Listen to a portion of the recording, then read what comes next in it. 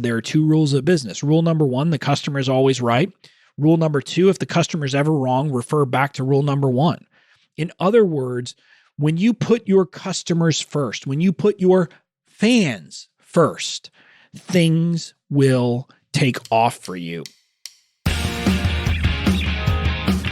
Welcome to the Online Genius Podcast, where host and renegade-thinking beer-brewing lawyer turned online entrepreneur Bobby Klinck proves that building and protecting your online genius doesn't have to be rocket science. Bobby and his expert guests break down online marketing and the legal stuff so you can stop sweating the small stuff and get back to building your amazing business. Now, here's your host, Bobby Klinck.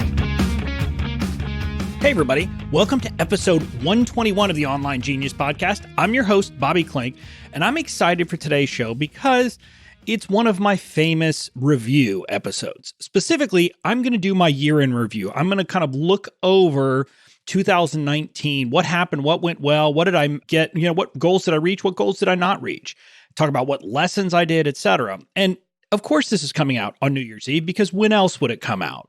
But I wanted to share this with you because I'm someone who likes to be honest, likes to be transparent, likes to give people the good, the bad, the ugly, see, what's happened, what didn't happen. And so I'm going to give you an unvarnished view of my year, and you're going to get to see behind the scenes, and maybe that'll help you kind of motivate you and give you a sense. So that's what this week's episode is. Just so you know, next Tuesday's episode, I'm going to give you my 2020 plan. I'm going to lay out what my plans are, what I intend to do, how I intend to structure my business, and what my overall goals are. And so I'm going to do that next week to give you an idea so you know kind of what I have planned. That's what we got on tap today and next Tuesday. It's kind of a series, a year in review followed by my year for 2020. So that's what we'll be doing. Now, in the meantime, if you haven't yet, I'm running my first 101 workshop of the year this Friday. It's going to be on January 3rd, and it's all about how to write addictive weekly emails. I'm kind of known for my weekly emails. I'm kind of known as the guy who sends emails that people want to open and want to get, even though they're already subscribed to this podcast, even though they don't need to buy anything from me, they just want to get my emails because they enjoy reading them. And I'm going to go deep during the workshop on how you can do the exact same thing, how you can get your weekly emails to be addictive so that people will want to get them, so you won't feel like you're intruding, so you won't feel bad sending emails, because guess what? If you do it right, you'll have people emailing you back saying, "This was awesome, thanks." And when you get that, then, any fear you have that maybe you're emailing too often, that goes away. And on top of that, when you have addictive weekly emails, what happens is then when you get to the time to promote, people want to get your stuff. People want to read your promo emails. And when they're reading your promo emails, you're more likely to make a sale. So I'd love for you to join me. You can find out more by heading to bobbyklinck.com/January 2020 workshop. Again, bobbyklinck.com/January 2020 workshop. So now with that, I want to dive in to the kind of my year in review. And the way I wanted to structure this and the way I figured I would go about it is I wanted to go over, I went back to last year's episode. Last year I did actually 2 episodes, but really episode 57 was the episode I did where I kind of laid out big picture goals for what I was going to be doing this year, how I was going to be doing it. So I went back through my outline for that, and I've pulled those things together, and I'm going to talk about them, and I'm going to kind of go through them and let you know how things came out, how things played out, and, give you a sense of whether I met each one of those goals. So let's start with, in that episode, I set out my big revenue goal. And in my notes, I said that my revenue goal was to hit $1 million in revenue in 2019. I may have said 750 to 1 million is that's what I was telling people at the time, because I was thinking, hey, let's triple or quadruple my revenue from 2018. So that was what I had in mind. That's what my plan was. So that was my goal for the year. And I'm going to tell you, I did not hit that goal. Now, there are a couple of pieces here. First of all, I have to say that candidly, my goal was for that to be basically just revenue from my online business. And for those of you who've been with me for a while and been listening for a while, you've heard me talk about the fact that this year, my law firm, there were some things that came back, and those things came back and kept me busy and prevented me from dedicating the time that I really had intended or expected to kind of put into my online business this year in 2019. So because of that, I'm looking, and when I say, did I meet my goal here, I'm going to look at my overall revenue between the two businesses, the online business and the law firm business, because I had to put a ton of time into the law firm. And what I'll tell you is I did not hit my $1 million goal, and I didn't even hit my $750,000 goal. I'm going to hit as I'm recording this a bit before the end of the year, but I anticipate I will end up right around the $600,000 mark for the year. That's what I'm going to have in revenue this year, which ain't too bad. Let's be honest. Yeah, I missed my goal. Yeah, I didn't even hit the 750, which was my more conservative goal.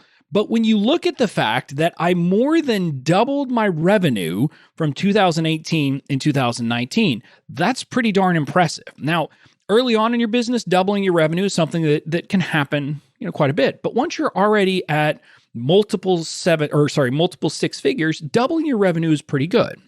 But it's also, candidly, I look at what happened in my revenue, and there was a lot of things that were different about my business than what I anticipated. And I had kind of anticipated a very specific way of doing business, and things are very different.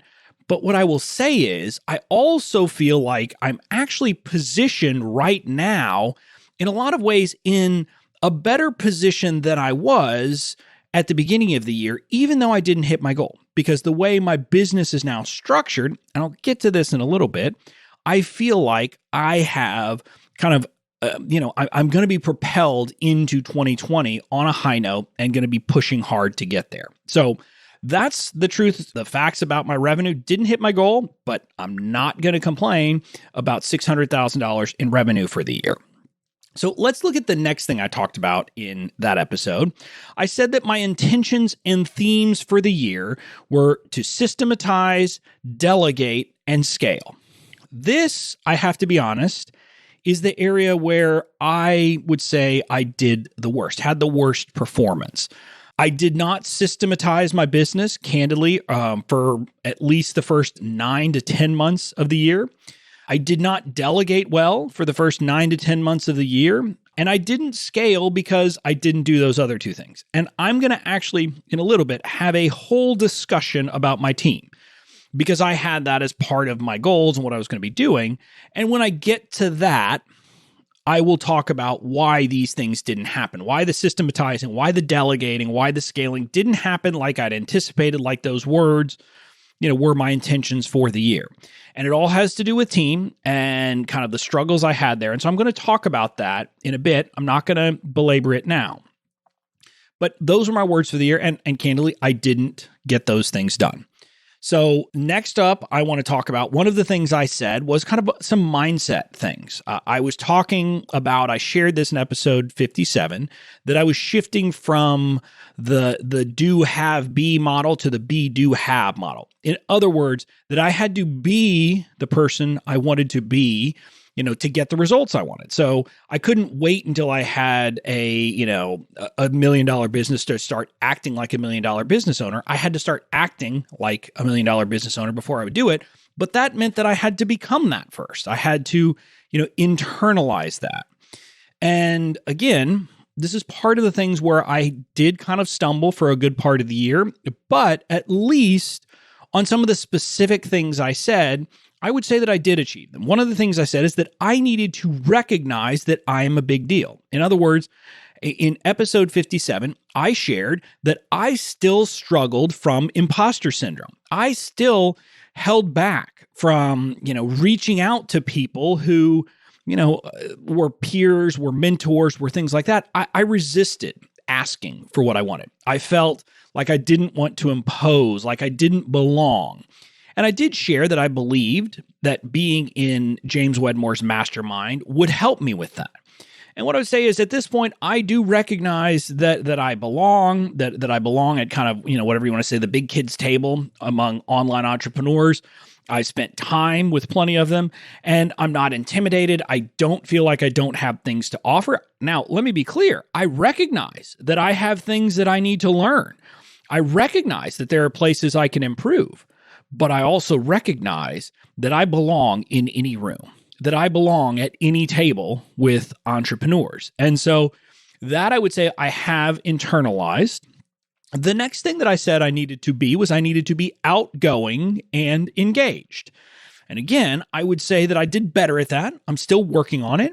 I went to events, and when I was at events, I was outgoing, I was connecting with people, I was talking with people, etc. So I did well at it, but I need to do more of it. It's something that I need to continue to do on a day-to-day basis, rather than thinking about it as only something that happens when I go to in-person events. So that's kind of one of the things that I still need to improve. But again, it is always going to be a work in progress. I also said that I have to be a team leader. And again, I already kind of talked about this, and I'm going to talk about it more when I talk about my team. This was a place where I struggled. It was a place where I had a tough time, but I would say that now, over the last couple of months, I have started to step into this role. So I will talk about that as part of my discussion of my team. So those were kind of the big things I talked about. Look, I talked about micro things, about a social media plan, et cetera. I'm not going to talk about those issues because, those were not things that I specifically talked about with high-level things, but I do want to talk about a couple of other things. They were things that were kind of simmering in the background for a while that I did accomplish. I didn't set them out necessarily as goals, but they were things that I definitely had wanted to get done. One of them, I wanted to rebrand. I wanted to go from Your Online Genius to BobbyKlinck.com. That was something that I had set that intention last year. And again, this was part of the stepping in and stepping into my brand, the more cowbell notion that I've talked about quite a bit, and recognizing that I'm a big deal and that, in fact, people, would want to deal with BobbyKlinck.com. And so I did accomplish that. That is something that I did. I simply, at some point in the last quarter of this year, I put the last quarter of this year down, a stake in the ground, said I was going to do it, and I did it. So I'm very happy with that. The other big piece is going to 2 episodes a week. That was something that I had in my mind for a while, but again, had held back doing. Part of the reason I'd held back doing it was the cost associated with it, candidly, because I outsource my podcast editing. And so it was going to be an additional expense. And so I was worried about that. But at some point, again, as part of the rebrand, I said, nope, I am doing it. I'm going to twice a week episodes, and I did it. And so now I'm doing it, which means I'm putting out more content. I'm getting more downloads. I'm creating more content that helps people. And here's the funny thing. That decision has really helped me to step into my voice even more.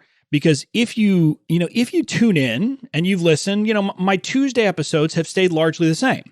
But my Friday episodes are very much my personality. They are, I'm going to tell you the truth. I'm not going to sugarcoat it. They're kind of the sorry, not sorry type of lessons. Like, last Friday's was, yes, you really do need to, create a new piece, send an email to your list every single week. And I did one earlier this year. Yes, you really do need to create a new piece of content each a week. And then I did one of, that just said, just do it, quit thinking and start doing it. So I've started to do those more just, kind of tough love type of statements, which that is who I am. That's my personality. And so going to 2 episodes a week and doing those shorter episodes that really can focus on one of those pieces of foundations and often tough love, the stuff that a lot of entrepreneurs don't necessarily like to hear, has been helpful for helping me, again, step more and more into my brain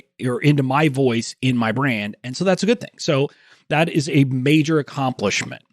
So that's kind of a recap at the high level. But now I want to talk about some things that kind of the course of my year and things that have changed. Now, what I would say is that my business today is completely different from what I anticipated at the beginning of the year and what I had planned at the beginning of the year. And I'm happy about it. What I mean by that is that at the beginning of the year, my plan was to just focus on selling legal templates. That was what I said. I said, I sell legal templates. That's the only thing I'm going to do in 2019, period, full stop. I had this plan, my revenue goal. My goal was to do a first launch of $50,000 and then double it each time. And I think I plan to do 4. So, you'd have 50,000, then 100,000, then 200,000, then 400,000. And maybe I had a little more revenue. I said, I'm going to have some from affiliate and I'm going to have some from just the regular everyday sales. And so that's kind of how I got to my revenue figure. And that was my plan. That's what I had in mind that I was going to do.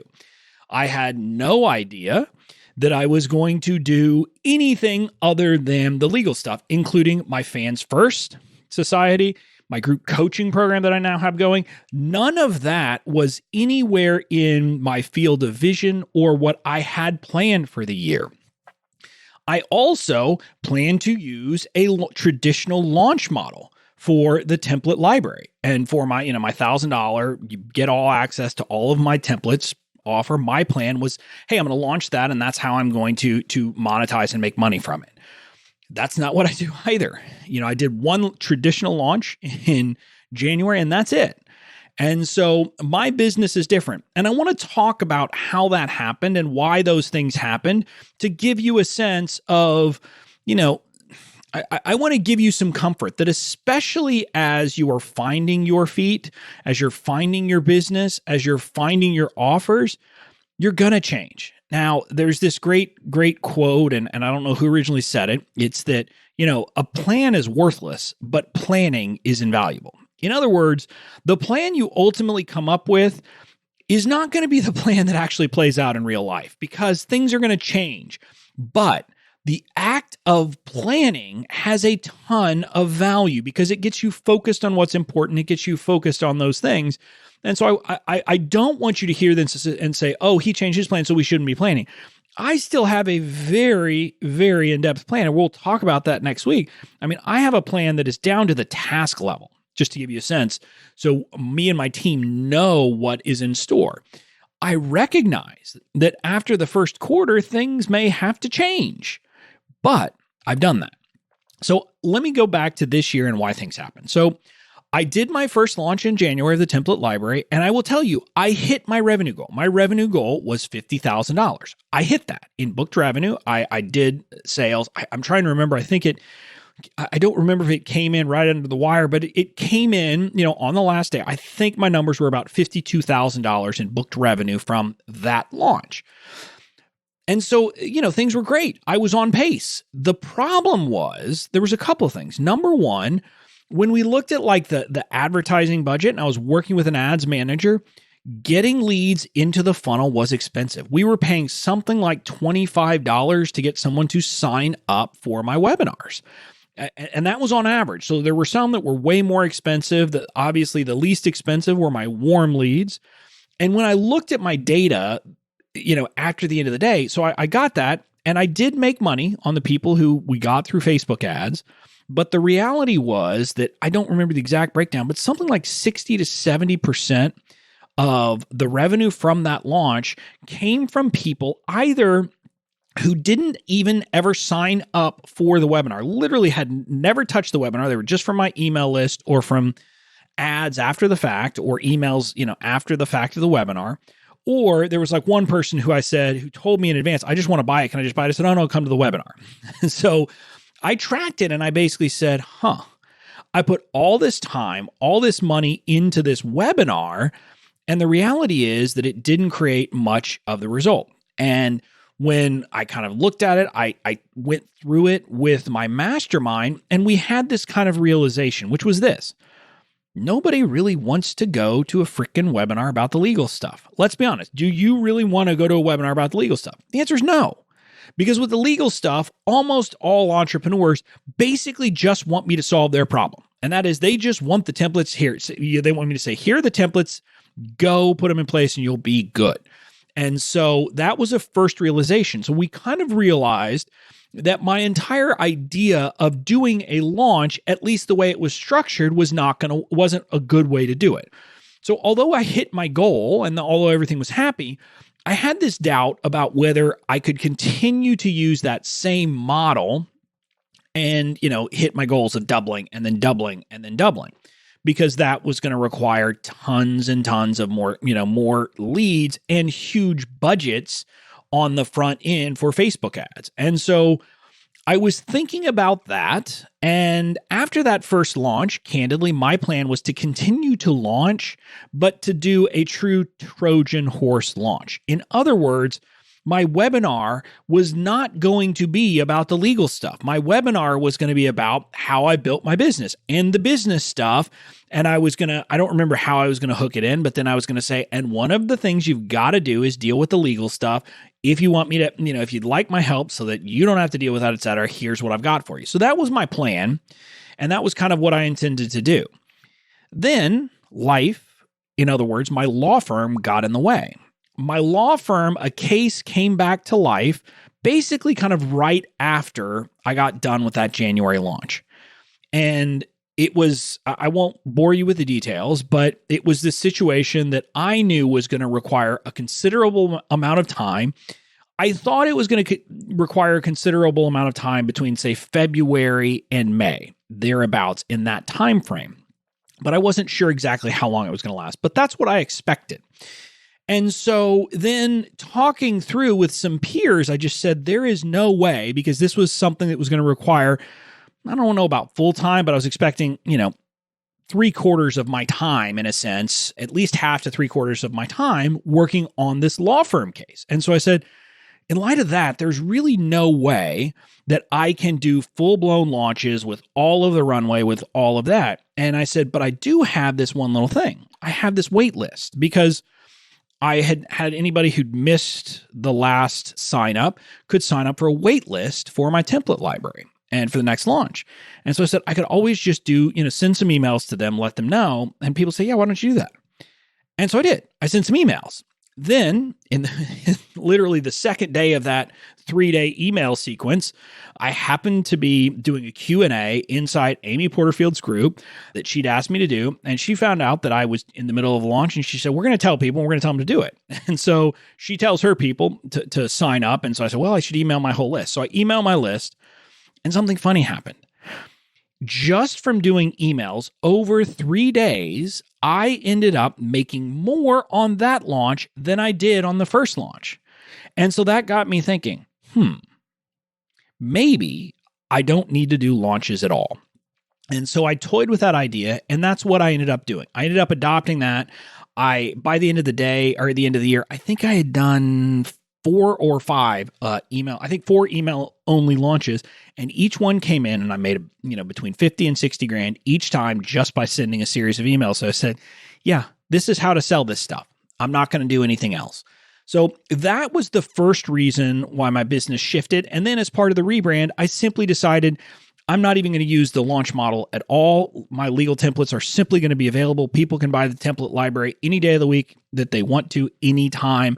And I'm going to build funnels to get people into that. So that was the big shift in my model. And we are just now really kind of getting, cementing the ways that we're going to bring new people into my world and get them to think about doing these things and purchase the legal template. So that's that. But the other thing I've got to talk about in my business is, why in the world did I launch something other than legal templates? And, most of you have probably heard this story. The first idea came right after my first launch in January, when I was, reporting my results back to my group in my mastermind. The mastermind, James Wedmore, and then also some of the other people said, okay, great. What are you going to offer them now? In other words, there is a trend often that, during a launch, after a launch, you'll often do an upsell, because a lot of times people maybe don't sign up if you're offering a business course, for example, because they want something more involved. They don't want a course, they want a group coaching program, for example, or maybe they want something less. And so he was asking me, what are you going to do? What kind of offer can you make them? The problem, of course, is with the legal stuff, it's not really possible to do that, because I can't do group coaching with legal stuff. And he said, I don't care, do a business offer. And so I thought about it. And at the time, I thought about creating a group coaching program that was all about accountability and helping people get stuff done. That was my original goal. Then, though, I shelved it because I was just too busy because of the law firm stuff. I said, nope, not going to do it. But I also wasn't sure that that was the offer I wanted to make then anyway. Going with a higher priced, higher ticket, I wasn't sure that that's what I wanted to do. So I shelved it. And I didn't really do anything there. But in the back of my mind, there was these ideas happening. And then my friend Tarzan K came into the fold. And she sent me what I now think of as kind of, I don't know if you want to call it a fateful or infamous note. It was on Facebook Messenger. I remember that. And I remember it was on Easter Sunday. I was sitting out at our friends down the street's house. The kids were dyeing eggs on the back porch. And I was sitting out there and I get this ping and I read it. And it was Tarzan basically thanking me for saying something nice about her or sending someone her way in someone else's Facebook group. But then she went on to say this thing that she basically said that what a lot of people don't talk about is that to really succeed online, you have to have the X factor. And she was saying people don't talk about it because she thinks it's not teachable. And so it's not marketable. But she said, I had it on steroids. And that got me thinking. And it got me thinking about, well, what was it that made her think that I had that X factor? And then I started thinking about all the things that people said about me, my fans, etc. And about this time, I'd had a bunch of people who had literally been saying things like they considered me their like number 2 mentor behind people like Amy Porterfield and other true big names. And I was sitting there and saying, yeah, but I don't even do any business coaching. I mean, I don't have a business offer. But literally people just from listening to this podcast, from following what I did, from seeing how I interacted online, were seeing me as that mentor. And so I started going through and realizing what it was. And what people were connecting with about me was that I was doing connection-based marketing. I'm not doing sales-based marketing. I connect with people, I engage with people, and people saw that about me, and that's what drew them to me. In other words, I recognized that I kind of was cultivating a fan base before selling them anything, or in many cases without ever trying to sell them anything. And so that was the genesis for the Fans First Society. And in typical Bobby's fire, ready, aim kind of fashion, within within a week or two after Tarzan's note to me, I joined Tribe because Tribe was available. I was like, hey, I think this is a membership site. I don't think it's a course. And then, within like the first week or two of Tribe, I sent out my founders launch email that was like, hey, I'm thinking about creating this membership about how to find your true fans.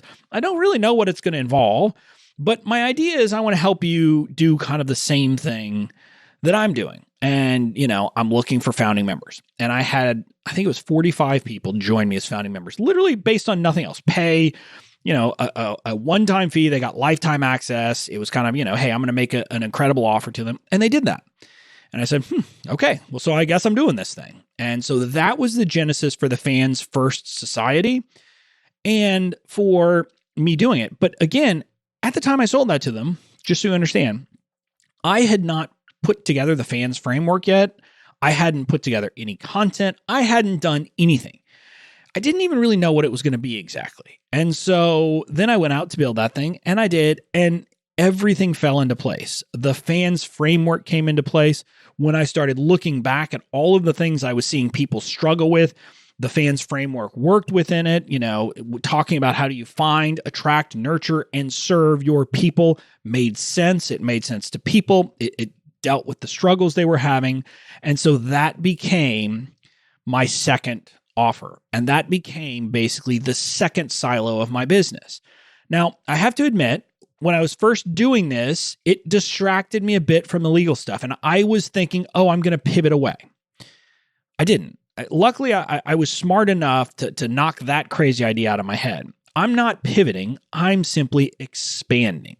And so I think that's an important thing. I think some people, they get known in a specific area and then they find something else and they go chasing that, and they chase it in a sense almost as a instead of. And I think a lot of people do that because we as entrepreneurs often chasing the next shiny object. What I will tell you, and again, here's some tough love. Although I say business should be fun, I want to be clear. your business is not always going to light you up every single day and get you excited.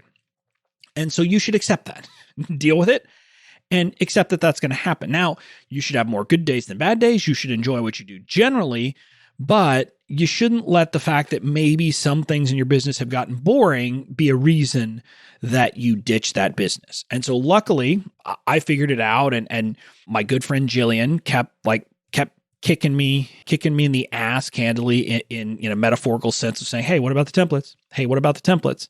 And so now, that continues to be a focus along with the fans first. Now, I talk more about the fans first stuff, but I always have, because let's be honest, nobody really wants to listen to a podcast about the legal stuff on and on and on.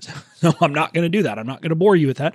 I'm adding those into the Foundations Fridays. You'll hear those from time to time, but I am continuing on that route along with the Fans First Society. So that's kind of how things happened. Again, it was a matter of me listening to what people were telling me. My group coaching program, I listened to what people told me. Somebody, when I was doing the affiliate launch for DCA, for Amy Porterfield's program in September, someone said, hey, I'm already in it, or I would be running to take you up on this offer, but candidly, I'd really like you to launch a mastermind. And it ended up not being a mastermind, being a group coaching program, but it's the similar concept and the similar ideas. And so, that's how kind of that final offer that I have got structured this year. So that's how my business shifted. That's why it shifted. That is the course of things happen behind the scenes. So you really know what went into those decisions and why I changed plans. So that's that. Now I've got to talk about what is kind of the elephant in the room, which is team, because that was a big part of my plan for 2019, was to get my team in place. I candidly, in 2018, ran my business without any team. And to do what I did, $250,000 in revenue with no team, is just insane. I'm going to be honest with you. It is crazy to try to operate that way, but that's how I was operating. And so I knew I needed to expand. At the beginning of 2019, I had a VA in place who was, I like to say, she was very much task-oriented. And by that, I mean, she was to handle my social media. But it was very much like, okay, I had to figure out and work with her and say, okay, what is our social media plan? But then she would create the posts and plan it. So again, I don't remember what the plan was, but we had come up with this notion that it was going to be X number of posts a week. And, Monday was going to be this, Tuesday was going to be that, et cetera. So it was kind of like that. And then she executed it. So that was what I had at the beginning of the year. And, it was working fine, but that was all. That was all the support I had. I didn't have anything else. And then I say that I had a Facebook ads manager. I phased out my Facebook ads manager when I went away from the launch model, because my ads are just really kind of on autopilot at this point. They just kind of go, and we don't have to spend a bunch of time with it. So we didn't have to. That was where things were at the beginning of the year. And with my mastermind, they were very early. I mean, I saw that I needed to work on a team, to really build out my team and have more, kind of some more key players involved. But I was resistant. And although I knew I needed it, I didn't take action on it. And I didn't take action on it for basically almost the entire first half of the year. And so we'd had our first retreat in February, and I knew I needed to do it. It was one of the things that I was like, okay, I'm going to get this done by the time we get together next time. And I didn't. I made literally no progress on that between February and then we got together in June for the second mastermind retreat of the year. And at that retreat, a couple things came through to me. Number one, I recognized what part of the blocks were. Part of the blocks I was dealing with where I kind of had two opposite experiences that were painful to me. I had hired a Filipino VA in the past when I was just my law firm, but trying to build up kind of the online marketing part to build into my law firm. And the problem was I didn't really have a use for her, and I didn't have a plan. And so she ended up just doing a bunch of busy work, and it was kind of like it was so cheap that it was like, oh, well, I'll just keep her on. But it didn't do any good for me, if that makes sense. And so I had that experience. Separately, when I'd had my law firm, I'd had an attorney working for me, an associate who I'd hired, who did great work. But then when I made the decision to pivot into the online space, I had to let her go just because I didn't really have work for her.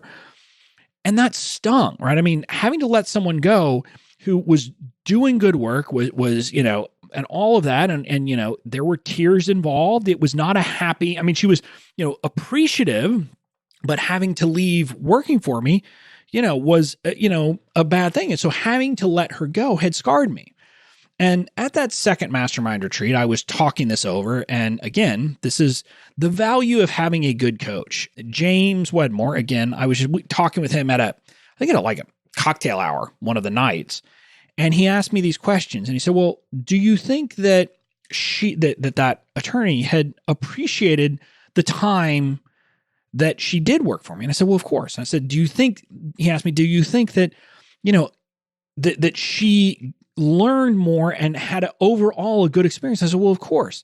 And he said, and yet you're holding back hiring someone because of the end, in spite of the fact that having hired her was good for that attorney. It was good for me. It was good for everything. And that was like the light bulb moment, that was a big part of my block. Now, the other part was that I finally recognized a big shift. And that shift was that you shouldn't hire with the goal of assigning tasks.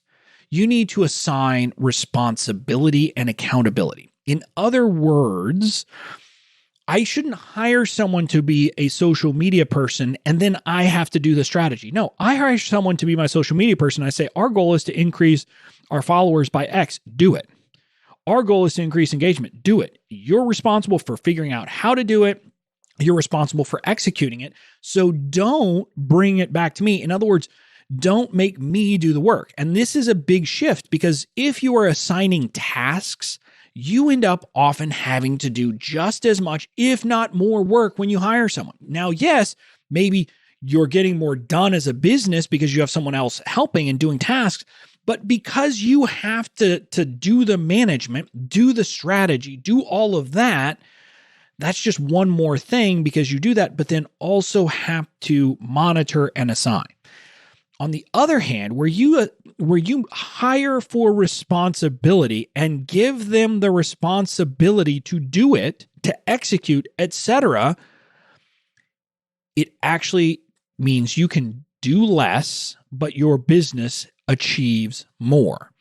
And so that shift was huge for me. So this happened for me in June, and I hired an employee. Literally, I had an employee hired, and she started on July 1st.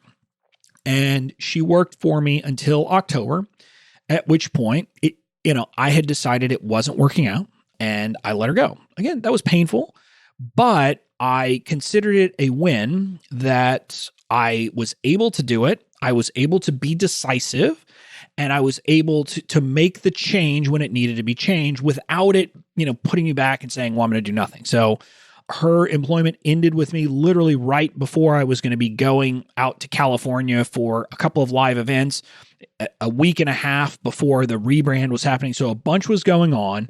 I immediately, worked my network and found a social media manager who could come in, step in, and kind of, I don't want to say put out the fire, but deal with that on a short-term basis. So she came in and did that. So I got her hired like almost immediately. Before I left, she was in place.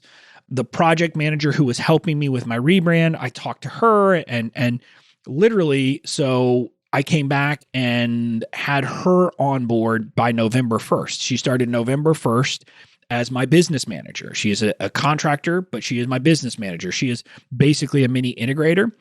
And then I separately, got a new virtual assistant who is now my executive assistant in a sense, and is responsible for going through my inbox, playing air traffic controller in my inbox. I'm still, by the way, if you get a response that says it's from Bobby, it's still from me, but she sorts and sifts so that I don't have to see the stuff that I don't need to see, so that I don't even have to put any time into those kinds of things. And she is also handling my customer support, because before I was doing all my customer support, and then she's doing general tasks. So I've got her responsible. Again, she is responsible for customer support, which means if there's a question that comes up and she needs my guidance, she's responsible to come to me to ask, and then I give her the answer and she executes it. But I want to talk now about my business manager, who is my mini integrator. And she, like I said, has been on since the beginning of November, and it has been life-changing for me because I needed it, because I was ready for this type of person. She's effectively organizing everything in my business, including doing things like, setting up standard operating procedures so that we have those documented. How do we do all the different things we do in the business? She's managing the team. So she manages the social media person. She manages my VA. She also manages me. When I'm working in the business, she manages me. She tells me what needs to be done. She assigns me tasks and I get it done. She's also responsible, or, she's in a sense helping me plan for 2020.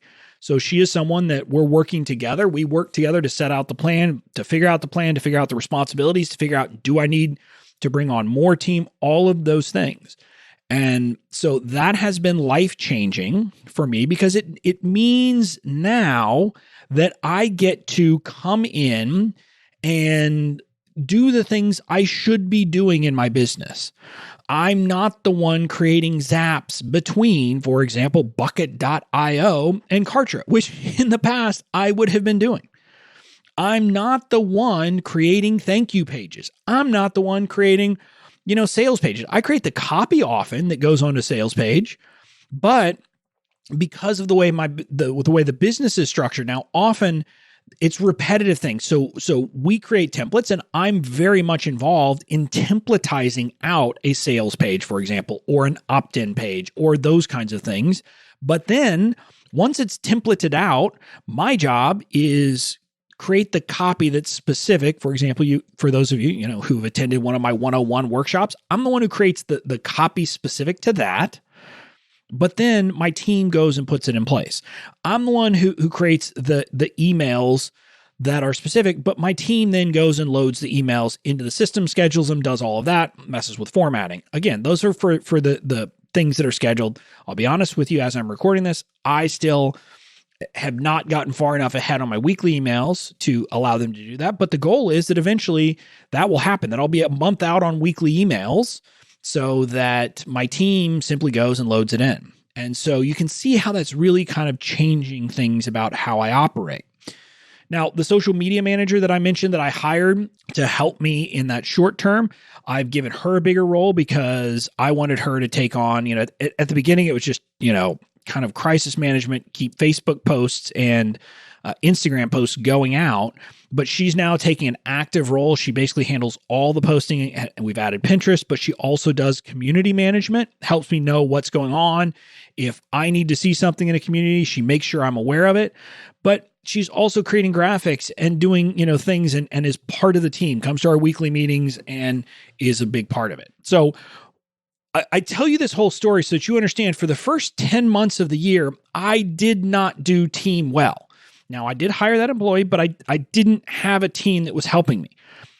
But I've salvaged the year because the last 2 months, I have had that in place. And the big thing that I want you to understand is that it took a mindset shift for me. And part of the mindset shift was something I talked about last year, of shifting to the be, do, have model. In other words, you have to be the person who can have the kind of things that you want to have.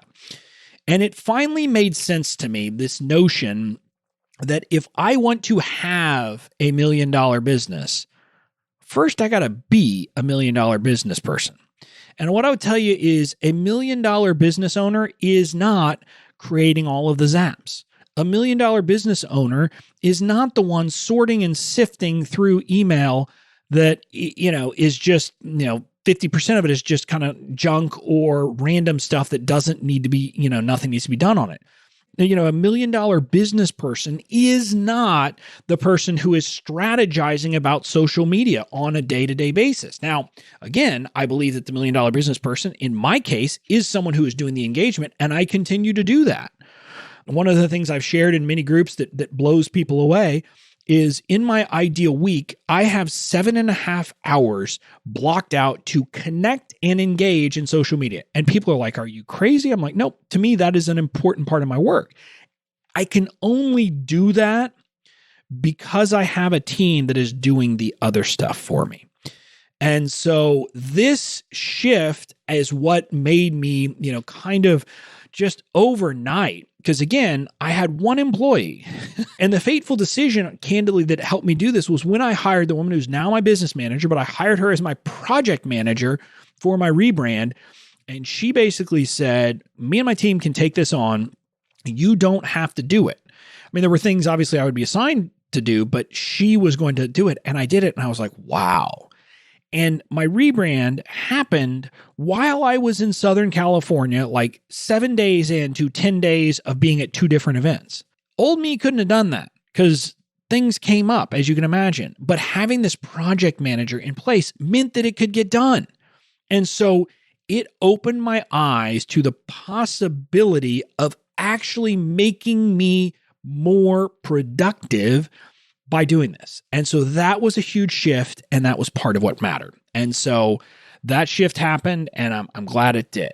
So with that, I'm done kind of recapping, and now I want to talk about lessons I've learned. But before I did, my social media community manager, again, put a post up in the Online Genius podcast community asking members what was the most memorable lesson they learned in 2019. And we got some great responses. And I just wanted to share some of them, give shout outs to the members who took the time to answer. Veronica, who is one of my true fans, she is one of the people who has said for a long time that she puts me up there as, kind of Amy Porterfield is her first mentor and I'm kind of her second. And I take that to heart. So thank you, Veronica. But she said, you got to take care of yourself first if you want your business to thrive. In other words, self-care. And I think that's important because so many of us don't do that. And I remember that I've had moments this year I haven't. And when I stray from self-care and work too hard and don't take care of myself, things go badly. So this is something that I think is a huge lesson for all of us. Deirdre said you got to plan ahead so you can be consistent, which helps reduce stress. And I love this because this was kind of the theme I had for like my content workshop that happened in December. And part of what I was saying is, look, if you map out your content, all of a sudden it's not hard. You've got a plan and then all you got to do is create it. And people are like, oh yeah, well, creating is still hard. I'm like, yeah. But then you don't have to waste any mental bandwidth actually, thinking about, okay, well, what content am I going to create? Because you've already got a plan. And so that's a great lesson to have learned. So I'm glad that Deirdre learned that. Now I've got Lori, another one of, I would consider her a true fan. She signed up for DCA through my affiliate link and she's got all kinds of goodness. And she said, finding the courage to let go of imposter syndrome. And that's huge because I dealt with it forever. And I now like to say imposter syndrome is real and it's dumb. We need to let go of it. And what I say is if you're someone who is actually suffering from imposter syndrome, that you're worried about whether you're good enough, whether you're qualified, you're probably someone who doesn't need to worry about it. The people who need to worry about it are the people who don't even have that thought, who just are like, hey, I'm going to do whatever. So if you're dealing with imposter syndrome, deal with it. But again, I had a podcast episode all about this. And one of the things I like to do is if you say, who am I to, answer the question. Create a bullet list of who you are to do that thing. And often when you do it, you'll come up with plenty of reasons so you can get over that. So I'm glad that Lori learned that lesson. Then I've got Christiane, one of my German friends. She said, I need to know where I actually am and which step is the next step to take. And basically don't kind of worry about, 5 steps down the line. And this is a great lesson. So this is part of what I've been doing in my planning. And this is why I say when you have a plan, okay, next up I'm going to do this. You don't worry about 5 steps ahead because let's be honest, you may not get to 5 steps ahead. Just do the next step. And then once that's done, go to the next step and then go to the next step. And if you do that, you'll be much better off. And then there were a couple of people who basically were talking about taking action. So Margaret said, continue to take action, even if it's scary and even if it's not perfect. And then my friend Melanie, again, one of my true fans who for a long time was my example. She didn't buy anything from me for at least 9 months after being on my list, but I saw her. She popped up and, would respond to haters on Facebook. And she said, action creates clarity. And that is huge. And I love it. Then I had some other people talking about keep it simple. I love that because, I'm going to talk about that in a second. And I had another, bit of great, tidbits there Jan said to dare to stand out in the crowd. You guys know I love me some more cowbell. So that was a great thing to hear. So that's kind of a highlight of some of the lessons that people in my community learned. And I love every single one of them. It's a sign that we're on the same journey. And I don't know, some of them hopefully learned those from me, but if they learned them elsewhere, great, because literally all of those things are lessons I've learned and they're great things. But I'm now going to shift to my 3 big lessons that I'm saying this year. Number 1, keep it simple, stupid. This is an important lesson because we as entrepreneurs tend to make things way too complicated. And we do it in a lot of ways. My launching obsession for the template library was part of this. Like, even after my first launch essentially tells me you probably don't need a launch, I was still saying, well, I'm going to do a launch. But luckily, sometimes the universe helps you out. And my law firm Getting Busy helped me out to try just doing it simply. And so now I am a big proponent, and I like to use Occam's razor of business, which is, if there's a complicated answer and a simple answer, the simple answer is almost always better. And so I would encourage you to do that, but also keep it simple also resonates with some of the lessons that some of the other folks might, in my community had talked about, which is don't worry about 5 steps from now. Worry about the next step. Worry about what you're going to do next and do it. And, when you take that view, things get much easier. Now, if you make things crazy complicated, then all of a sudden you have to worry about 5 steps from now. But if you keep things simple, you don't have to. So keep it simple, stupid. Huge lesson for me. I've talked about it a lot this year, so I hope it's a lesson you'll take to heart. My next big lesson was just a reminder about the power of connection. A lot of the things that have happened to me this year have happened because of connections to people and connecting with people. And again, I had this realization after Tarzan sent me that message that a big part of the power of my brand and what my business has been built on is that I have connected with people at a very deep level. And I continue to say to people, if you will take the time to connect with people on a human level, it is a differentiator. It is something that will set you apart from the crowd in the online world. It's kind of strange. If you'll go back to basically learn lessons from the way that small businesses ran themselves 30, 40 years ago, you'll be in much better shape.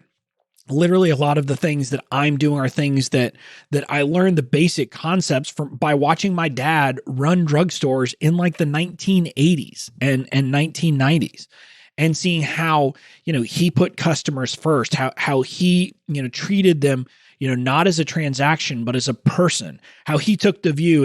He had this famous sign that I talk about a lot in his office that said there are 2 rules of business. Rule number 1, the customer is always right. Rule number 2, if the customer's ever wrong, refer back to rule number 1.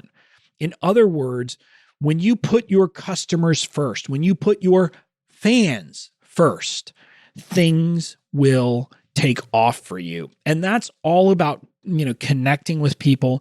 And it's why, even though I have my assistant monitoring my email and playing air traffic controller, I'm still the one who responds when people send me a response to a weekly email.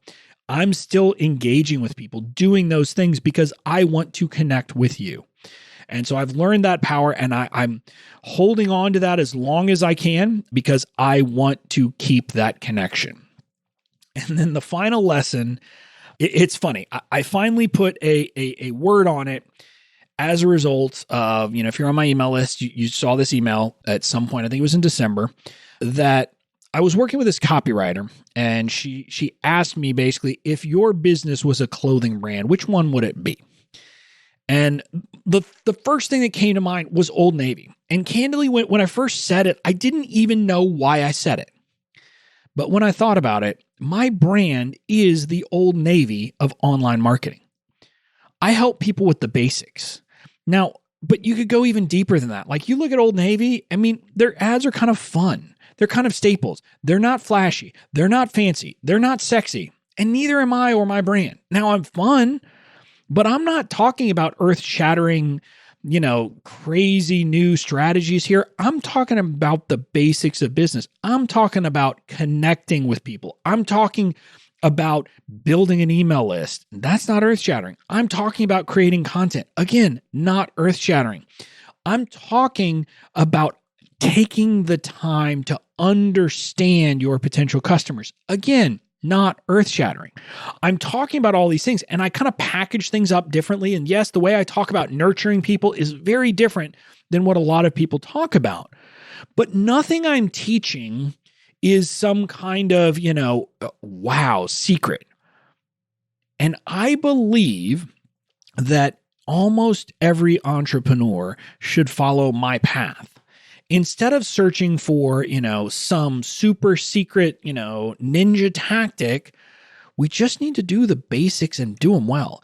Be the brand that your customers come to for the basics, for the reliable stuff. And if you do that, you will always have a business. And so that's my most important, and you're probably going to hear me talking about that more. I mean, I jokingly said to people that this lesson has almost clarified what my signature talk will be. If people will have me on a stage, that my signature talk is going to be Old Navy, not Louis Vuitton.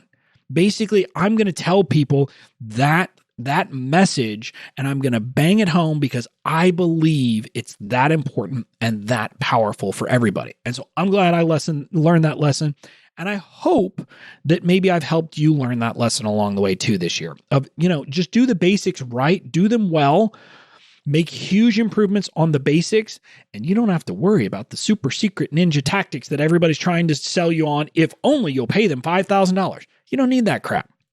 Just do the basic stuff right and you'll be fine. So that's my year in review. Those are the lessons I've learned. That's the good, the bad, the ugly. I hope that you've learned something from this episode. And I'm honored that you listen to this podcast and that you allow me to be part of your journey. And I look forward to 2020, and I look forward to connecting with you and giving you more kind of simple lessons about keeping it simple and being like Old Navy. So that's it for this episode of the Online Genius Podcast. That's a wrap on 2019. I'll see you here on Friday for the first episode of 2020 of the Online Genius Podcast. Talk to you later. Thanks for listening to the Online Genius Podcast. Make sure to tune in next week for more great tips, tricks, and strategies to help you build and protect your online genius.